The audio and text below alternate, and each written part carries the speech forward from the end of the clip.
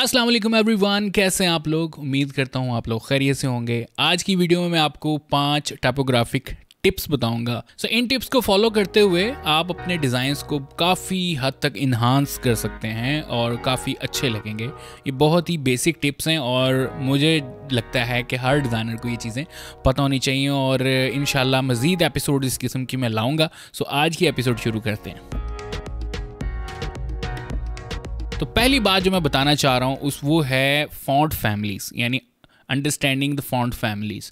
Font family क्या होता है कि एक ही फॉन्ट के डिफरेंट वर्जन्स होते हैं। कोई बोल्ड होता है, कोई इटैलिक होता है, कोई थिन होता है, कोई लाइट वर्जन होता है। तो ये सारे जब फॉन्ट्स मिलते हैं तो एक ही फॉन्ट की फैमिली कहलाता है और इसको समझना और इसको यूज़ करना बहुत ज़्यादा फ़ायदेमंद होता है या इम्पॉर्टेंट होता है।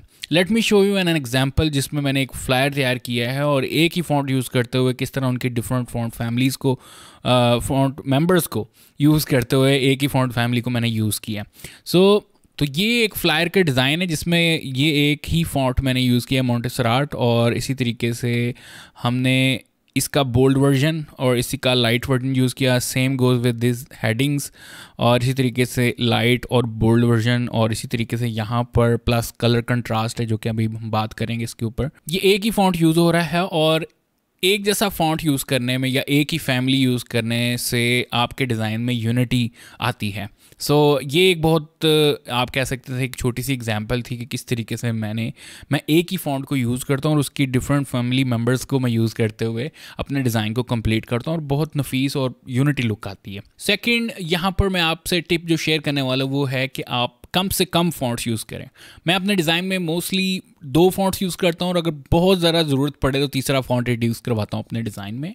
और जितने भी सीनियर डिज़ाइनर्स मैंने आज तक बात की है और वो भी ये चीज़ रिकमेंड करते हैं कि अपने डिज़ाइन में कम से कम फ़ॉन्ट्स यूज़ करें। यहाँ पर एक सिंपल और बेसिक रूल है कि लेस इज़ मोर। जितने कम फ़ॉन्ट्स यूज़ करेंगे आपका डिज़ाइन उतना खूबसूरत और सिंपल और मिनिमल लगेगा। Let me show you an example. मेरे पास ये एक डिज़ाइन ओपन है और सेम डिज़ाइन है, बस कलर में थोड़ा डिफरेंस है। लेकिन अगर हम गौर करें तो फॉन्ट्स डिफरेंट हैं। यहाँ पर हेडिंग्स के फॉन्ट डिफरेंट हैं, यहाँ पर सेरिफ यूज़ हुआ है, यहाँ पर फॉन्ट एक कंडेंस यूज़ हुआ है यानी लेंथ में जो ज़्यादा है, जबकि इस तरफ एक ही फॉन्ट के साथ इन हेडिंग्स को दिखाया गया है। और आप खुद अंदाज़ा लगा सकते हैं कि ये डिज़ाइन ज़्यादा प्रोफेशनल लग रहा है बनिस्बत इस डिज़ाइन के, क्योंकि ये खिचड़ी पकड़ी है और बिल्कुल ही एक बच्चों वाली फील दे रहा है कि इतने ज़्यादा हमने वैरायटी ऐड की हुई फ़ॉन्ट्स में। कोशिश किया करें कि जब आप डिज़ाइन क्रिएट करते हैं तो 2 से मैक्सिमम 3 फ़ॉन्ट्स यूज़ करें। तीसरा फ़ॉन्ट मैं तब यूज़ करता हूँ जब कोई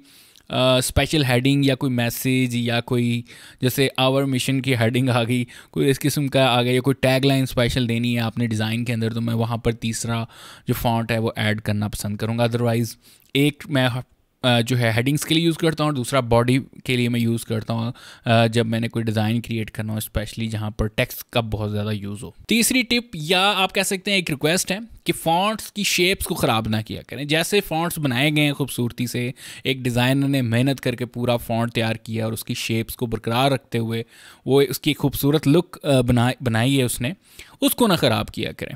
मेरे पास एग्जांपल है, यहाँ पर मैं आपको शो करवाता हूँ कि सेम फ़ॉन्ट मैंने यूज़ किया है, बजाय कि मैं उसको उसका डिस्टॉर्ट करता ऊपर से लेंथ करा, मैंने उसका साइज़ चेंज कर दिया और देखें आप खुद ब खुद जो है उनकी लुक अच्छी लग रही है बहुत। अगर कोई रेयर कंडीशन ऐसी आ जाती है जहाँ पर आपने सेम फ़ॉन्ट यूज़ करना है और उसकी लेंथ वाइज या विड्थ वाइज थोड़ा बहुत उसको चेंज करना है तो आप कर सकते हैं, बट ये भी ऑप्शनल है। There are so many other fonts जिनको आप यूज़ करके उस जगह को फिल कर सकते हैं। कंडेंस फॉन्ट है, एक्सपेंडेड फॉन्ट्स हैं जिनकी विड्थ ज़्यादा होती है या हाइट ज़्यादा होती है कंडेंस फॉन्ट की, तो वो यूज़ कर सकते हैं। Instead of destroying the fonts के डिस्टॉर्ट कर लें और उसकी शेप ख़राब कर दें, आप फॉन्ट चेंज कर लें या उसी फॉन्ट के साइज़ कम और ज़्यादा करके आप यूज़ कर सकते हैं। Avoid destroying the fonts. उसकी फीलिंग्स होती हैं, उस फीलिंग्स को समझें।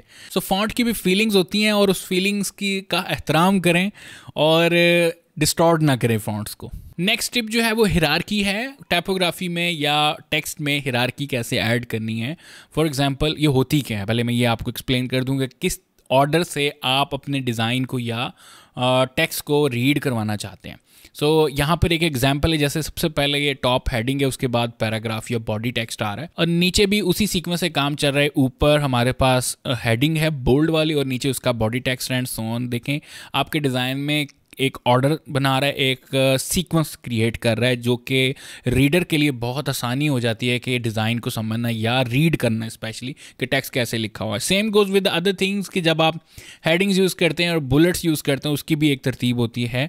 अगर हम डिज़ाइन की तरतीब नहीं रखेंगे तो हमें रीडेबिलिटी में प्रॉब्लम आएगी और जो चीज़ हम कस्टमर को कन्वे करना चाह रहे हैं, यानी कि वो आपका पैम्फलेट या फ्लायर या बैनर देख के एक एक्शन ले, वो लेने से वो लाइक आप कह सकते हैं कि मुश्किल हो जाती है, उसके लिए समझना मुश्किल होती है डिज़ाइन को या लिखा क्या हुआ है।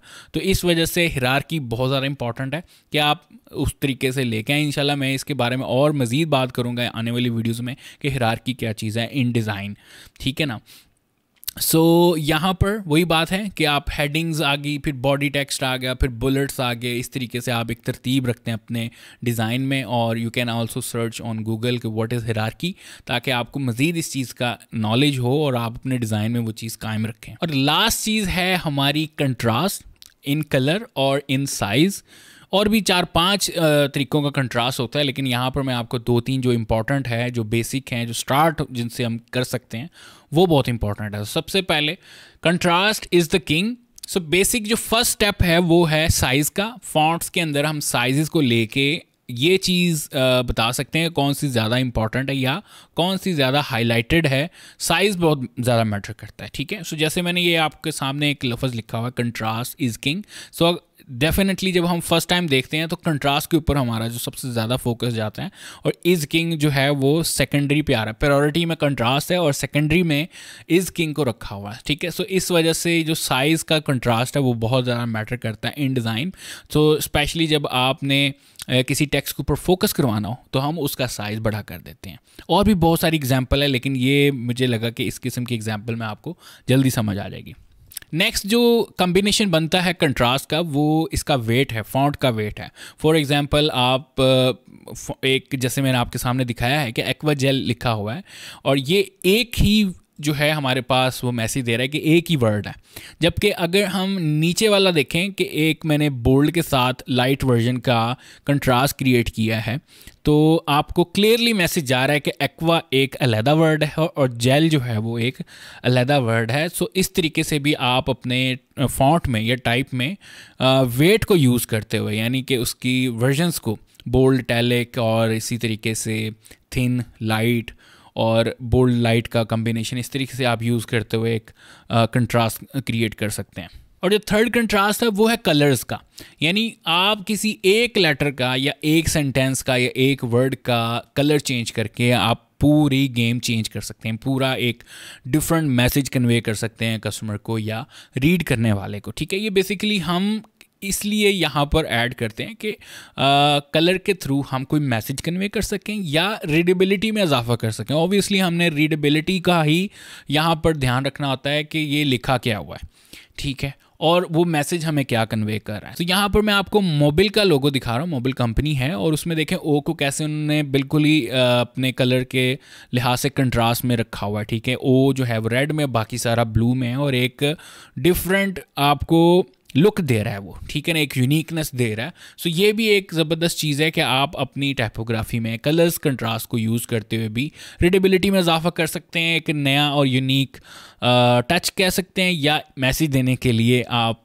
इस कलर को यूज़ कर सकते हैं, यानी कलर कंट्रास्ट को यूज़ कर सकते हैं। और भी बहुत सारी टाइपोग्राफिक टिप्स मैं शेयर करूंगा, स्पेशली कर्निंग के बारे में बात करेंगे और कंट्रास्ट को मज़ीद मैं एक्सप्लेन करूंगा आने वाली वीडियोस में। तो आज के लिए इतना ही था। होपफुली ये वीडियो काफ़ी फ़ायदेमंद होगी, स्पेशली फॉर द बिगनर्स के किस तरीके से आप टाइपोग्राफी के साथ प्ले कर सकते हैं अपने डिज़ाइंस के अंदर और अपने डिज़ाइंस को किस तरह यूनिक और इम्प्रूव कर सकते हैं, ठीक है जी। तो फिर मिलते हैं जी नेक्स्ट एपिसोड में, कुछ नया लर्न करेंगे। Thank you so much for watching, take care, अल्लाह हाफिज़।